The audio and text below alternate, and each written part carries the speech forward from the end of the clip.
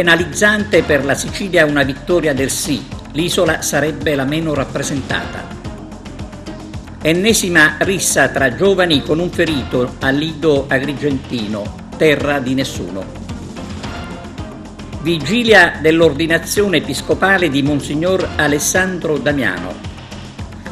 Domani il ricordo del generale prefetto di Palermo ucciso 38 anni fa. Calcio e pallavolo nello sport.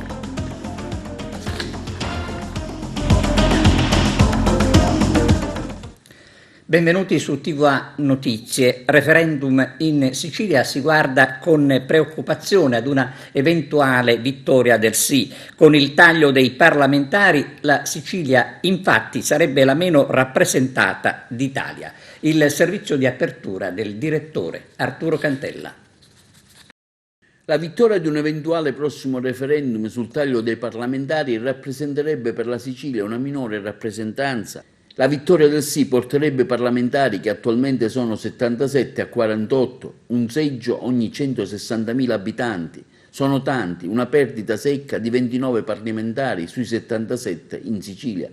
E questa è la prospettiva che la nostra isola nel collegio occidentale diventi la meno rappresentata in tutta Italia. Il taglio dei deputati e senatori per cui si andrà al voto porterebbe a una minore rappresentanza. I parlamentari a 48, quelli eletti 15 contro gli attuali 25 nella Sicilia occidentale, mentre quelli della Sicilia orientale 16 al posto di 25. Secondo le proiezioni elaborate dalla Camera e il suo servizio studi, secondo i residenti rilevanti all'ultimo censimento, quello del 2011, un po' meglio va alla Sicilia orientale, che si colloca al sesto posto con 155.144 abitanti ogni deputato, una quota che però è lontana dai 128.806 residenti necessari per le altre regioni come la Valle d'Aosta, 144.509, la Basilicata, 145.257. Al Senato la situazione è sostanzialmente analoga, qui l'isola è settima con un seggio ogni 312.000 abitanti, poco meno del triplo di quelli necessari per la Valle d'Aosta, dove sono 126.806, più o meno il doppio degli elettori necessari in Molise, 156.830 per fare scattare un seggio, il Trentino Alto Adige, 171.579, sommando quelli delle due province autonome, la Basilicata con 192.679. Intanto sul referendum si esprime anche il deputato regionale Claudio Fava, che afferma: voterò no al referendum perché il taglio dei parlamentari è la più infantile e demagogica delle riforme. Se non vi piacciono questi parlamentari o questi partiti, non votateli. Ma sputare sul Parlamento, afferma Fava, che è la più alta garanzia democratica per questo Paese, è solo un esercizio di facile populismo per risparmiare in un anno il costo di una tazzina di caffè.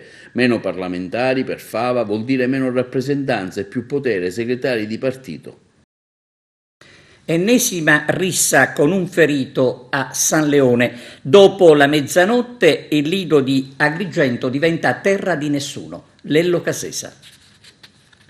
Calci, pugni, parolacce e bottigliate in testa nell'ennesimo scontro avvenuto ieri sera nel piazzale dell'ex eliporto a San Leone, la solita zona tra le giostre e i paninari, lo spazio individuato da qualche anno frequentato da giovanissimi adolescenti. Questa volta è successo non il fine settimana, quando migliaia di giovani si riversano a San Leone, ma lunedì sera con pochi gruppi di persone e comitive di ragazzi. Spesso il motivo è semplice, sciocco ed alcune volte uno sguardo di troppo, un sorriso ammiccante verso una ragazza, ma il più delle volte è l'alcol venduto a fiumi a provocare la rissa. Ed infatti la lite è avvenuta tra un gruppo di giovani, sono partiti calci, pugni e bottigliate sul capo e uno di loro, un 48enne, ha avuto la peggio con feriti alla testa. Una situazione che suscita fortissime preoccupazioni da parte di famiglie e che allarma principalmente le forze dell'ordine, che abitualmente stazionano sul piazzale Aster fino alle 24. Ogni fine settimana a San Leone Leone si riversano migliaia e migliaia di giovani provenienti dall'intera provincia e anche da città siciliane per una breve vacanza. È opportuno far presente che su decisione del Comitato per l'Ordine e la Sicurezza presieduto dal prefetto Cocciufa, numerose pattuglie di forze dell'ordine sono parcheggiate al piazzale Aster fino a una certa ora e garantiscono, ove possibile, la presenza e la sicurezza ai cittadini, ma sarebbe più efficace distribuire gli uomini in perlustrazioni di zona per prevenire e vigilare con maggiore attenzione. La causa della risa questa volta non la conosciamo, ma spesso è uno sguardo malandrino, un sorriso di più surriscaldato dall'alcol, dal fumo e dalla droga che distrugge il nostro organismo provocando l'esaltazione e la violenza. Quando poi la zuffa avviene dopo le 24, quando non c'è più anima viva o presenza di polizia o carabinieri, allora tutto si trasforma e si ingigantisce.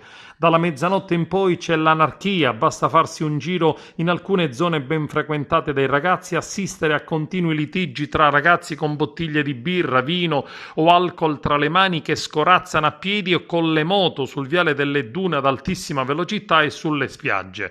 Spesso e sovente alla chiamata delle forze dell'ordine, come è accaduto ieri dopo la mezzanotte, i giovani sono spariti e dileguati come se non fosse accaduto nulla, mentre increduli gli altri giovani con disinteresse e superficialità continuano a bere e pochi attimi dopo hanno già dimenticato tutto.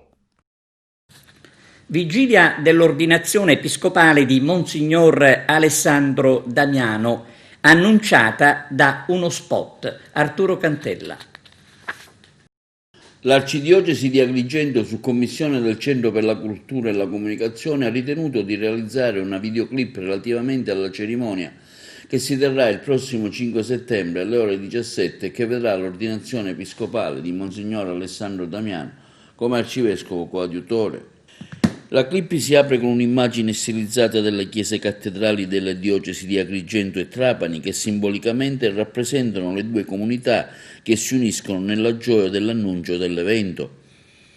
La texture in pietra che si sovrappone richiama la solidità della Chiesa nel tempo e nella storia. Seguono delle immagini di Monsignor Damiano, la prima su uno sfondo dai colori episcopali, la seconda su uno sfondo celestiale, quasi come un quadro divino. Le immagini dell'ingresso di Gesù a Gerusalemme riflettono il popolo di Dio dell'Arcidiocesi di Agrigento che attende e accoglie il suo pastore che si incammina sul suo ministero. L'animazione dell'affresco presente nella bisside della Basilica Cattedrale San Gerlando di Agrigento anticipa la cornice dentro la quale avrà luogo l'ordinazione, sotto gli occhi dei santi che hanno vissuto e testimoniato Cristo in diocesi, nonché sotto lo sguardo e la volontà della Santissima Trinità che con la Vergine custodiranno e guideranno questo ministero. Chiude la clip lo stemma voluto da Monsignor Damiano che consegna al popolo il suo messaggio Servare unitatem spiritus. L'ideazione e la realizzazione è fatta da Calo Castro, la voce di Miriam Di Rosa, l'editing di Maurizio Fallea, la musica sulla cattedra di Pietro di Monsignor Frisina e il coordinamento generale di Don Carmelo Petrone. Le chiese di Agrigento e Trapani annunciano con gioia l'ordinazione episcopale di Monsignor Alessandro Damiano, arcivescovo coadiutore di Agrigento, per l'imposizione delle mani e la preghiera di ordinazione di Sua Eminenza Cardinale Francesco Montenegro e dei Vescovi Sua Eccellenza Monsignor Pietro Maria Fragnelli e Sua Eccellenza Monsignor Giuseppe Mani, Basilica Cattedrale San Gerlando di Agrigento.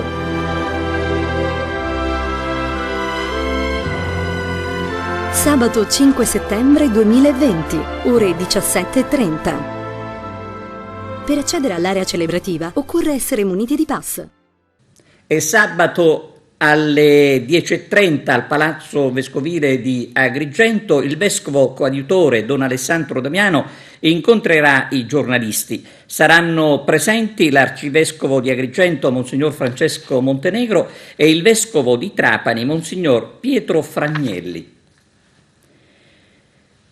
Domani il ricordo del generale Dalla Chiesa, prefetto di Palermo, ucciso 38 anni fa. Vediamo. Il 3 settembre del 1982 il prefetto di Palermo e generale dei carabinieri Carlo Alberto Dalla Chiesa, la moglie Emanuela Setti Carraro e l'agente di scorta Domenico Russo furono uccisi da mano mafiosa con un agguato che impressionò, perché l'auto Bianchi A112, oggetto dell'attacco, fu dilaniata da una violenta scarica di 30 colpi di Kalashnikov, un'arma da guerra per mettere a tacere per sempre un coraggioso servitore dello Stato, che naturalmente non poteva che essere scomodo per gli affari di Cosa Nostra e da ostacolo alla cultura mafiosa. Dalla Chiesa aveva ben chiaro l'oggetto dell'appropriazione di contrasto alle mafie, cioè mettere in campo tutte le forze per colpire un'organizzazione criminale che stava cambiando. Era il periodo della seconda guerra di mafia. Protagonisti i corleonesi, che stavano massacrando tutti i nemici per avere il controllo totale. 100 giorni di permanenza nel capoluogo siciliano per Dalla Chiesa, con lo scopo di far cessare, come diceva lui, l'arroganza mafiosa e in tempi brevi. Una speranza per i palermitani onesti, ma che fu soppiantata dal dolore per l'orrore delle stragi e della violenza criminale. Così, dopo Boris Giuliano, Piersanti Mattarella, Pio La Torre e ancora tante altre vittime, quella mattina a via Isidoro Carini la violenza mafiosa fece tremare una volta ancora l'Italia, in un momento in cui la penisola stava pian piano uscendo dall'incubo terrorismo, grazie alla figura del generale Dalla Chiesa. Il prefetto aveva ben chiaro come agire e richiese anche pieni poteri per combattere Cosa Nostra, ma fu ucciso prima. Una lotta, quella del generale, che era fatta anche di gesti particolari, per mettere in evidenza che le mafie non dovevano far paura e non dovevano fermare il lavoro onesto dei liberi cittadini. Un'azione portata avanti con consapevole rischio della propria vita, ma affrontato come uomo dello Stato, che ha dato lustro adesso, più volte additato come debole contro la furia mafiosa, ma che invece, grazie alle figure come il generale, mette in evidenza che lo Stato c'è. Oggi più che mai bisogna mantenere viva la memoria di un grand'uomo, di un innovatore attento e lungimirante, come lo ha definito il Presidente della Repubblica Sergio Mattarella, di un difensore della giustizia, medagliatore al valor civile, che di valori civili ha riempito il nostro paese negli anni in cui il terrorismo e mafia lo offuscavano. Ricordandolo ancor di più a pochi giorni all'inizio della scuola, luogo caro al generale, perché è lì che si formano gli uomini onesti, per sperare un futuro senza sopraffazione e violenza delle mafie e dei terrorismi. Una richiesta di audizione mai arrivata al TAR da parte della Regione. Vediamo i motivi nel servizio. La Regione siciliana ha sbagliato a inviare la mail con la quale richiedeva un'audizione davanti al TAR di Palermo prima che il Tribunale si esprimesse sull'ordinanza sui migranti del governatore Musumeci. A sostenere l'errore sarebbe l'ufficio stampa della giustizia amministrativa, replicando alle affermazioni del governatore, che ha più volte dichiarato che il TAR di Palermo ha deciso senza neppure ascoltare la Regione, accuse rincarate nel corso della trasmissione condotta da Nicola Porro, Quarta Repubblica, del 31 agosto scorso, in cui ha affermato: il TAR non ci ha voluti ascoltare, è normale che questo possa avvenire all'interno di una strategia. In realtà, prosegue la nota dell'ufficio stampa, l'audizione delle parti nel giudizio cautelare monocratico non è obbligatoria e in ogni caso la richiesta audizione è stata sì formalmente presentata, ma ad un indirizzo telematico errato, non idoneo alla ricezione degli atti processuali e comunque tardivamente, sicché per fatto imputabile alla stessa Regione siciliana. Tale richiesta non è stata tempestivamente acquisita nel fascicolo processuale. Come ricorderete, il 29 agosto scorso il TAR aveva sospeso l'ordinanza del Presidente della Regione siciliana che prevedeva la chiusura degli hotspot e dei centri di accoglienza per migranti presenti sull'isola e il loro trasferimento fuori dal territorio regionale in appena 48 ore.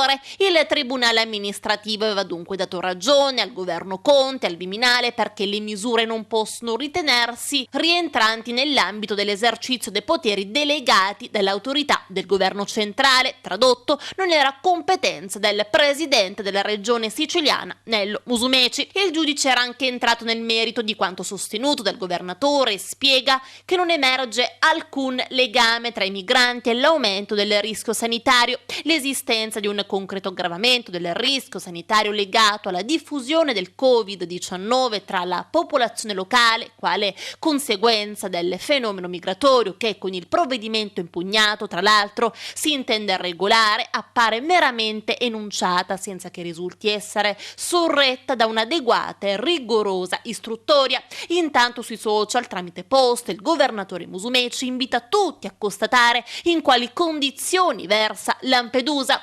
Ecco le condizioni dell'hotspot di Lampedusa, accertate dalla nostra task force, semplicemente disumane, ammette infatti Musumeci. Adesso che si fa? Si dice che in realtà è virtuale, purtroppo la dimostrazione di quello che diciamo da tempo: i diritti umani vanno praticati, non predicati, altrimenti è solo retorica dell'accoglienza, che tante volte diventa business dell'accoglienza. Io non sono disponibile a girarmi dall'altra parte, e della sicurezza sanitaria del territorio io sono e mi sento responsabile. La nave Sea-Watch a Palermo e oggi l'incontro a Roma tra Conte, il presidente Musumeci e il sindaco di Lampedusa Martello. Lello Casesa. Arriverà fra poche ore al porto di Palermo la nave Sea-Watch 4 con a bordo 353 migranti in attesa del trasbordo in mare sulla nave quarantena GNV Allegra. In quella nave ci sono già un centinaio di migranti arrivati in pullman da Porto Empedocle. La Sea-Watch 4 è diretta a Palermo. Su Twitter scrive: a 11 giorni dal nostro primo soccorso abbiamo finalmente un luogo sicuro. Ci stiamo dirigendo verso il porto di Palermo, dove le persone saranno trasferite su una nave messa a disposizione dalle autorità per un periodo di quarantena. E il comandante della ONG ha espresso gratitudine alla città di Palermo e al sindaco Leoluco Orlando per la solidarietà dimostrata alle 353 a bordo della nave. Mentre continua la tensione a Lampedusa tra i cittadini e il sindaco dell'isola per i continui sbarchi di migranti, molti hanno urlato e inveito contro il sindaco, ritenuto incapace ma anche impotente di gestire da solo una tale emergenza. I dati del turismo sono di molto inferiori alle aspettative, ai flussi degli anni precedenti, dichiara Martello. Il bombardamento mediatico sta facendo un danno enorme perché non fa arrivare i turisti. Chi pagherà questi danni? Oggi, come annunciato dal sindaco Martello e dal presidente Musumeci, dovrebbe avvenire l'incontro a Roma nella sede del presidente del Consiglio Giuseppe Conte. Congelamento delle scadenze fiscali fino al 31 dicembre 2021 e mutui agevolati per Lampedusa sono le proposte allo studio che dovrebbero essere presentate per far fronte all'emergenza migranti che sta causando un gravissimo danno economico. I mutui agevolati allo studio riguarderebbero quelli assegnati ai comuni causa terremoto, ma in questo caso specificatamente sarebbero indirizzati verso il settore alberghiero e la pesca. Per la Sicilia, fonti non ufficiali assicurano il massimo impegno del governo centrale a rispettare tutte le norme anti-Covid negli hotspot dell'isola e nei centri per migranti, come voluto e richiesto dal presidente della regione Musumeci. Giovedì 10 settembre a Fontanelle, presso lo spazio Monsignor Russotto, alle 18, si terrà un incontro confronto con i candidati a sindaco di Agrigento. Ad organizzarlo sul tema periferie in centro è il comitato di quartiere Fontanelle Insieme. A causa dell'emergenza sanitaria saranno presenti soltanto i giornalisti, ma i cittadini potranno seguirlo in diretta sui social. Saranno eseguiti nuovi esami sui resti del piccolo Gioele. Si sono svolti ieri all'Istituto Geofisico dell'Università di Messina, al Polo Papardo, gli esami sui resti del corpo del piccolo Gioele Mondello, il bimbo di 4 anni, trovato morto nelle campagne di Caronia assieme alla madre Viviana Parisi. I consulenti della Procura di Patti e delle famiglie Mondello Parisi hanno analizzato i resti di terriccio sul cranio del piccolo, una nuova attività disposta dalla Procura di Patti per tentare di far luce su una vicenda che appare complicata e piena di rebus. L'esame si apprende dall'avvocato Antonio Cozza, legale della famiglia di Viviana Parisi, per capire se il bambino è stato spostato o è rimasto lì, dove è stato ritrovato. A quasi un mese dalla scomparsa di madre e figlio dalla loro casa di Venetico non si conoscono ancora le intenzioni della donna Il procuratore di Patti, Angelo Cavallo, disporrà 2 accertamenti irripetibili, conferendo l'incarico a dei consulenti sull'incidente stradale del 3 agosto scorso, quando l'auto di Viviana tamponò un autocarro all'interno di una galleria sulla 20, in territorio di Caronia. Saranno disposti anche accertamenti per l'estrapolazione e copia dei dati contenuti nel cellulare e nel tablet della donna. I conferimenti avverranno il 4 settembre prossimo. Intanto sotto accusa finisce ancora una volta la gestione dell'autostrada 20 Messina-Palermo, dove a quanto pare non ci sarebbero state telecamere funzionanti e nemmeno le colonnine dell'SOS sarebbero state attive. Eppure negli anni scorsi quel tratto di autostrada era super controllato da un sistema moderno e funzionale gestito da una sala operativa allestita allo svincolo di Santo Stefano di Camastra, in grado di controllare ininterrottamente le gallerie e altri tratti dell'autostrada. Poi, improvvisamente, il servizio venne sospeso. Il caso di Viviana e Gioele, a quasi un mese dall'inizio di questa storia, avvenuta con l'allontanamento da casa e poi le lunghe ricerche tra i boschi di Caronia, lascia aperti vari interrogativi. Lo scorso 31 agosto a Canicattì la Polizia di Stato ha eseguito l'ordine di carcerazione di un giovane rumeno, responsabile di un furto in abitazione. Il giovane è stato tradotto al carcere di Trapani. Sempre lo scorso 31 agosto, ma questa volta nel capoluogo, la Polizia di Stato ha arrestato un cittadino tunisino destinatario di un decreto di espulsione rimpatrio che aveva avuto luogo nel 2016. Il tunisino si trova agli arresti domiciliari ad Agrigento presso una struttura di accoglienza per migranti in quarantena. Nelle Madonie, uno degli istituti scolastici più innovativi d'Italia. Vediamo. Sorgerà a Isnello, Borgo delle Madonie, uno degli istituti scolastici più innovativi d'Italia, con laboratorio astronomico, caverna e ortodidattico. Tra le principali innovazioni del nuovo progetto dell'Istituto Comprensivo Luigi Pirandello, la realizzazione di un laboratorio astronomico e meteorologico che permetterà agli studenti di immergersi nell'osservazione del cielo e degli astri. Attività didattiche che si sposano con ricerche e studi svolti dal Parco Astronomico delle Madonie Galassin, che si trova proprio ad Isnello. Quella del Borgo Madonita sarà inoltre anche la prima scuola in Sicilia certificata LED, la valutazione sulla sostenibilità ambientale nella realizzazione degli edifici che devono essere efficienti, sostenibili, inclusivi, confortevoli e costruiti con materiali certificati ed ecosostenibili.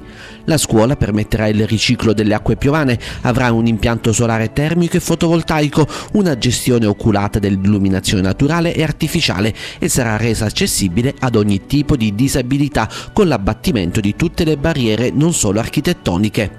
A renderla unica anche il contributo nella progettazione di studenti, insegnanti e cittadini. Una scuola innovativa che interpreta in chiave contemporanea l'identità locale, disegnata in funzione dei sogni dei più piccini e dei desideri dei docenti e degli stessi abitanti del borgo di Isnello. Si tratta del primo laboratorio di progettazione partecipata. I cittadini hanno risposto ad un questionario manifestando i loro desideri per la nuova scuola, che sarà realizzata su 3.000 metri quadrati di fronte all'antica piazzetta dove si trova la chiesa di Santa Lucia, lungo la via Carmelo Virga. 4 le macro aree progettate, aule, spazi informali, giardino e funzioni aperte alla comunità. Inoltre la scuola avrà un tetto giardino dall'alto valore di mitigazione ambientale e un rivestimento esterno che utilizzerà colori ma anche materiali della tradizione locale come la ceramica e il legno. Nella nuova scuola di Isnello saranno previste attività didattiche esterne con la cura di orti didattici e la fruizione del giardino degli odori e ci sarà anche un'aula verde. La sala mensa sarà polivalente in grado di diventare un luogo di incontro o palestrina per i più piccini. La scuola sarà dotata di una biblioteca con attrezzature multimediali e dall'Agorà, dove sarà realizzato il laboratorio astronomico meteorologico, ma ci sarà anche una caverna, uno spazio informale per il raccoglimento e la riflessione. Tra i laboratori previsti anche quello legato alla scuola di ricamo, che potrebbe costituire una preziosa risorsa per la valorizzazione di un'attività artigianale dagli interessanti risvolti occupazionali. Dal 2009 infatti Isnello ospita un museo denominato Trame di Filo.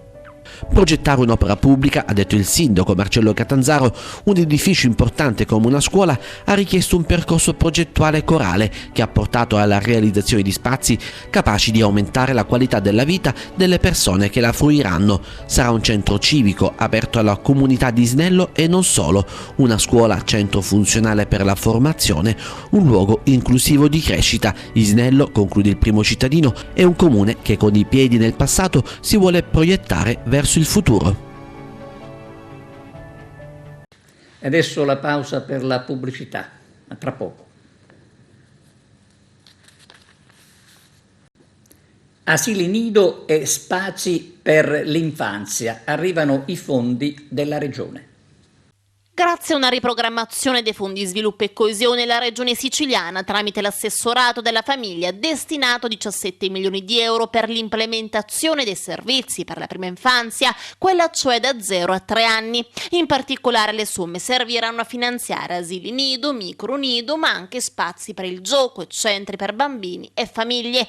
Abbiamo approvato la graduatoria definitiva relativa all'avviso per la manifestazione di interesse alla presentazione dei progetti per interventi infrastrutturali a titolarità pubblica per l'implementazione dei nidi di infanzia e dei servizi integrativi per la prima infanzia, dichiarato l'assessore al ramo Antonio Scavone, che era rivolto ai comuni dell'isola.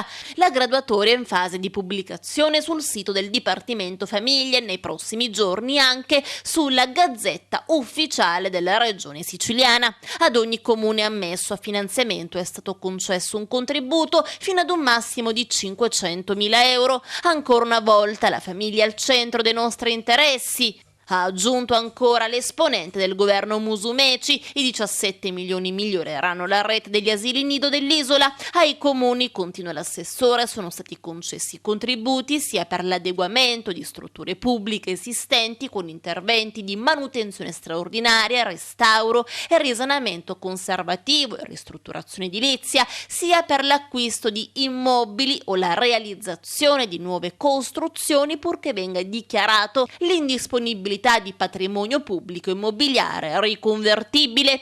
Tra le altre spese ammesse a contributo, ha detto ancora l'assessore, quelle in materia di sicurezza, di miglioramento dell'accessibilità e di adozione di efficaci misure di risparmio energetico in edifici già esistenti, e ancora l'acquisizione di arredi, attrezzature, macchinari fino ad un importo massimo di 150.000 euro e inoltre, anche se fino ad un massimo di 5.000 euro, l'incremento del patrimonio culturale come libri, riviste, DVD e CD.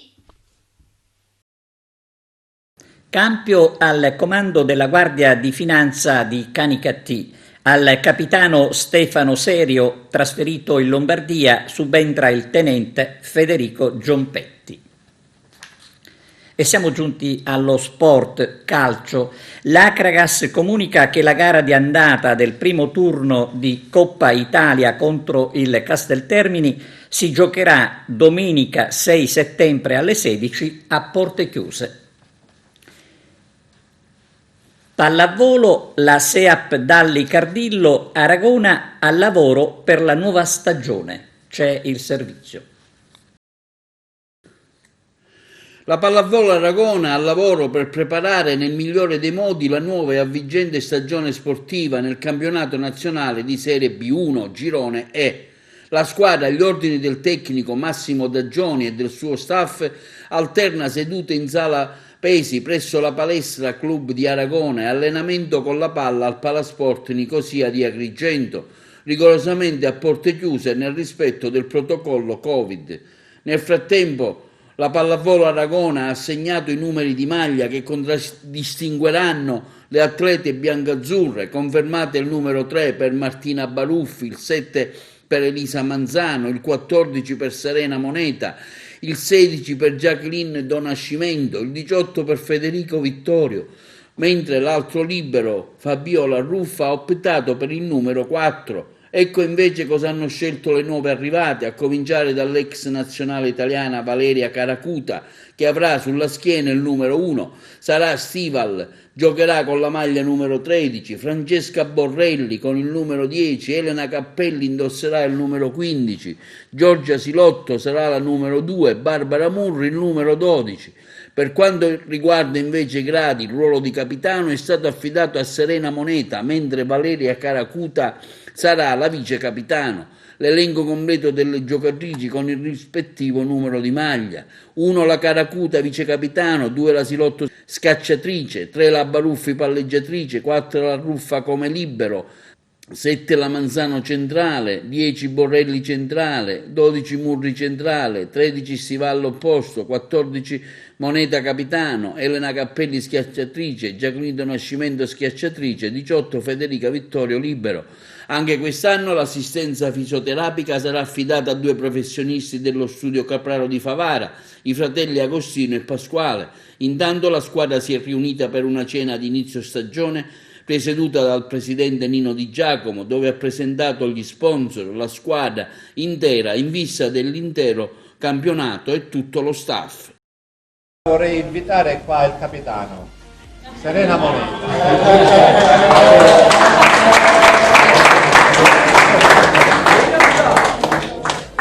Prego.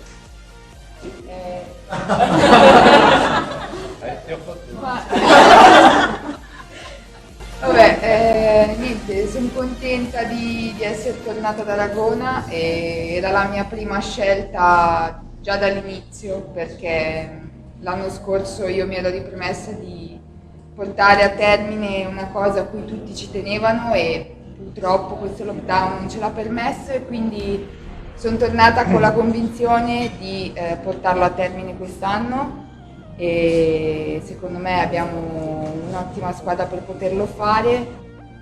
Penso che tutte siamo consapevoli che anche quest'anno ci state dando una grande opportunità e penso che la sfrutteremo nel migliore dei modi, iniziandoci ad allenare in modo migliore, e alla fine è quello che porta ai risultati. E niente, ringrazio gli sponsor per comunque continuare a sostenerci, e niente, venite a vedere le partite quando si potrà.